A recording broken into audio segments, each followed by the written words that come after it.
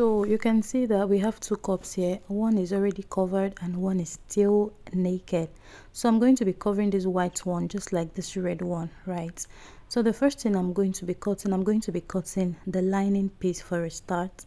So this is the lining I'm going to be using. This is going to be covering the inner part of it, and then I'll measure the height of the cup. This cup is 7.5 inches. So I'll measure the 7.5 inches. There are different methods you can use. This is one of the methods, right? And then I added 1 inch and half of an inch. That's I added 1.5 inch to the length. So one of the methods to cut this is to maybe measure half of an inch on this part and measure 1 inch on this part, and then you can use like a freehand sketch to just connect. But if that's not what you want to do, connect this way. You would not connect it from the 1 inch downwards to the half of an inch. But if you want to do the alternative, is to fold your cups this way and just mark the points. Just fold it and extend the allowance to the top, and I just had to take it a little off of that line by giving it half of an inch allowance. Basically, you're just trying to make provisions, making extra allowances to the lining. So this is what I'm going to be cutting right now.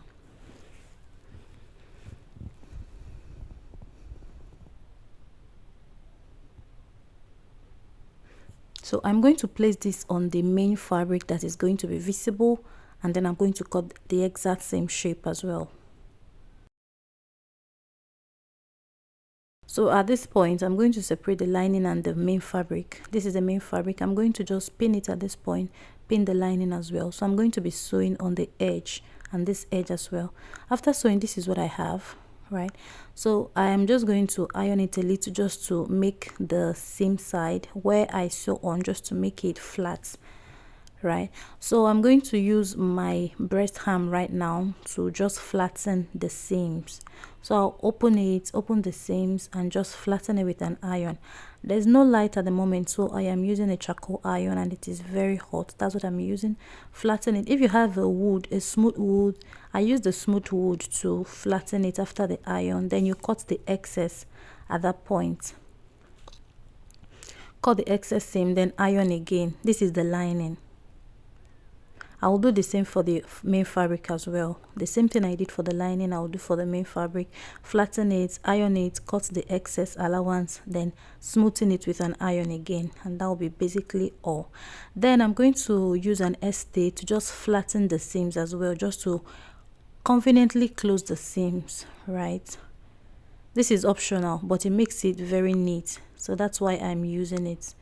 And then I have to also cut the excess as well. Again, I would cover the breast ham with the cup and just iron it on the right side. This is the two piece, the lining and the main fabric.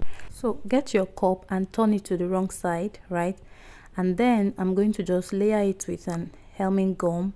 Then this lining that we sew, that we join together, I'm going to be covering it using the wrong side of the lining to place on the helming gum. I hope you understand. This part that you can see visibly is the good side of it, right? So stretch the lining on the cup as you're ironing it roundabout. I'm stretching it so that all of the parts of the cup and all of the parts of the lining that needs to cover the cup is well covered. Just look at how I'm ironing it. So this is well ironed already. You can see that it is the adhesive is holding the lining to the cup. So trim the excess away, and this is what we have, right? So I am going to be placing it right side to right side at this point. This is now the main fabric that you're going to be seeing visibly once you wear your dress, right? So I'm going to sew on this part, just on this part, then trim excess of the lining, right? So I'm going to be turning it at this point. This is the right side. Flip it correctly to the right side, and then I'm going to pin it a little bit more. So as you are pinning it, you are adjusting it. You don't tightly hold it, don't tightly stretch the lining so much. If not, you are going to bend your cup, and that is not what you want to do. So gently stretch the fabric to the cup and just use the pin to hold it down before you just go about to sew on it.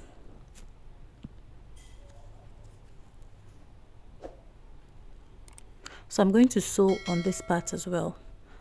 Afterwards, I'll just trim it away. This is what we have. So I am going to cut like a bias to clean up the edge proper.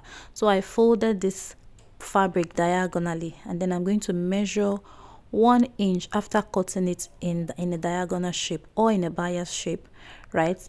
And then I'll just iron the 1 inch that I folded using this wood to absorb the heat and flatten the part that I folded, right?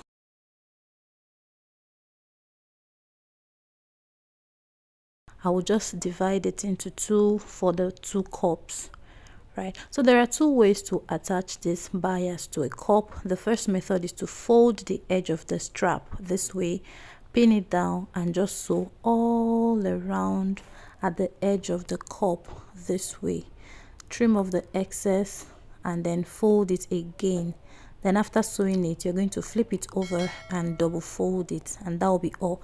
The second method to do is to bring it to the edge of the cup and flip it to the other side. Bend it towards the other side this way. Look at what I did. Bend it towards the other side, sew all around to this point, bend it as well, then fold it, and this is what you have. You can see it looking very neat. This is the inside, this is the outward part of it, and it is very beautiful.